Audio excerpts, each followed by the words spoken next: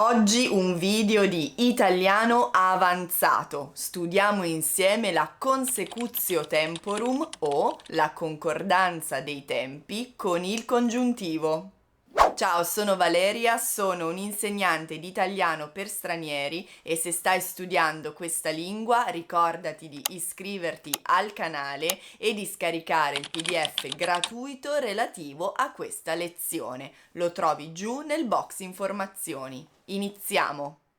Per consecutio temporum in italiano intendiamo la concordanza dei tempi verbali tra una frase principale e una frase subordinata. La frase principale è una frase che può stare da sola, può essere indipendente e autonoma. Al contrario, una frase subordinata deve dipendere da un'altra frase, o da una frase principale o da un'altra frase subordinata e completa il significato della frase intera. Oggi studiamo la concordanza dei tempi quando nella frase principale abbiamo un indicativo e nella frase secondaria abbiamo un congiuntivo. I 4 tempi del congiuntivo: presente, passato, imperfetto e trapassato. Prima di iniziare ripassiamo velocemente i casi principali in cui in italiano usiamo il congiuntivo. Quando nella prima parte della frase abbiamo verbi che esprimono opinioni, dubbi, emozioni, possibilità, sentimenti, abbiamo poi un che e un verbo al congiuntivo. I principali verbi che potreste trovare sono opinioni, penso che, credo che, immagino che, ritengo che, desideri e speranze, spero che, voglio che, preferisco che, dubbi o incertezze, dubito che, non sono sicuro che, emozioni, sentimenti, ho paura che, temo che, mi dispiace che. Guarda questo video per ripassare bene quando usiamo il congiuntivo in italiano. La scelta del tempo del verbo della frase subordinata dipende da 2 fattori fondamentali. Il primo è il tempo e il modo del verbo della frase principale. E il secondo è la relazione temporale tra le 2 azioni. Le 2 azioni possono avere una relazione di contemporaneità, quindi avvengono nello stesso momento. Possono avere una relazione di anteriorità, quindi la subordinata avviene prima della frase principale, oppure una relazione di posteriorità. La subordinata avviene dopo la frase principale. Se nella frase principale abbiamo un verbo all'indicativo presente e vogliamo esprimere un rapporto di contemporaneità, quindi le 2 azioni avvengono nello stesso momento, nella frase subordinata usiamo il congiuntivo presente. Penso che Marco sia al parco. Io penso in questo momento, nel presente, che Marco sia al parco. Ora, in questo momento. Le 2 azioni avvengono nello stesso momento. Possiamo anche usare il presente progressivo, quindi quello con stare più gerundio. Penso che Marco stia uscendo.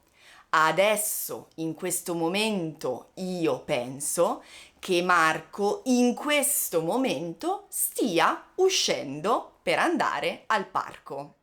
Se nella frase principale abbiamo un indicativo presente e vogliamo esprimere un'azione che è avvenuta prima della frase principale, abbiamo 2 opzioni. Possiamo usare il congiuntivo passato, ma anche il congiuntivo imperfetto. Partiamo da questa frase. Marco è uscito ieri sera.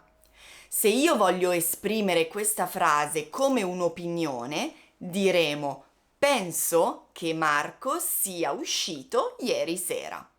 In questo momento, nel presente io penso, un'azione che in realtà è già successa nel passato, ieri sera. Allora useremo il congiuntivo passato.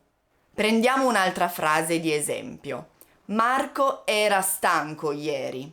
Se io voglio esprimere questa frase come un'opinione, diremo penso che Marco fosse stanco ieri sera. Io penso nel presente un'azione che è successa prima, ma in questo caso usiamo il congiuntivo imperfetto perché la frase di esempio era Marco era stanco. Per descrivere una sensazione fisica è molto più comune usare l'imperfetto indicativo e quindi con la concordanza dei tempi useremo in questo caso il congiuntivo imperfetto e non passato. Terzo caso. Se nella frase principale abbiamo un indicativo presente e vogliamo esprimere un'azione che avverrà dopo la frase principale nel futuro con una relazione di posteriorità, abbiamo due opzioni. Possiamo usare l'indicativo futuro, ma anche il congiuntivo presente. Penso che Marco uscirà stasera. Penso che Marco esca stasera. Entrambe queste subordinate esprimono un'idea di posteriorità, avvengono dopo il verbo della frase principale penso. Potete quindi usare il futuro semplice o il congiuntivo presente. Vediamo adesso una tabella riassuntiva. Se la frase principale è al presente indicativo e vogliamo esprimere una relazione di contemporaneità, il tempo della subordinata sarà il congiuntivo presente. Se vogliamo esprimere un'idea di anteriorità, il tempo della subordinata sarà il congiuntivo passato o il congiuntivo imperfetto. Se vogliamo esprimere invece un'idea di posteriorità, il tempo della subordinata sarà il congiuntivo presente o il futuro indicativo. Adesso passiamo ad analizzare i casi in cui la frase principale è al passato. Se abbiamo un verbo al passato indicativo, soprattutto imperfetto o passato prossimo, ma anche tra passato prossimo o passato remoto, e vogliamo esprimere una relazione di contemporaneità, quindi le due azioni avvengono entrambe nel passato e nello stesso momento, useremo nella frase subordinata un congiuntivo imperfetto. Pensavo che Marco studiasse il francese. Io pensavo nel passato che Marco studiasse il francese in quel momento del passato, nello stesso momento del passato. Usiamo invece il congiuntivo trapassato se vogliamo esprimere un'azione che avviene prima della frase principale. Pensavo che Marco avesse studiato il francese. Io pensavo nel passato che Marco avesse studiato il francese prima del mio pensiero, nel passato rispetto alla mia opinione. Attenzione invece se vogliamo esprimere un'azione futura rispetto a una frase principale al passato, perché non useremo il congiuntivo, ma abbiamo bisogno del condizionale passato. Quindi per esprimere un'idea di futuro, ma sempre nel passato, usiamo nella frase subordinata il condizionale passato. Pensavo che Marco avrebbe studiato il francese. Io pensavo nel passato qualcosa che sarebbe accaduto dopo, sempre nel passato, ma in un momento successivo alla mia opinione. Vediamo la tabella riassuntiva insieme. Se il verbo della frase principale è al passato indicativo e vogliamo indicare una relazione di contemporaneità, il tempo della subordinata sarà il congiuntivo imperfetto.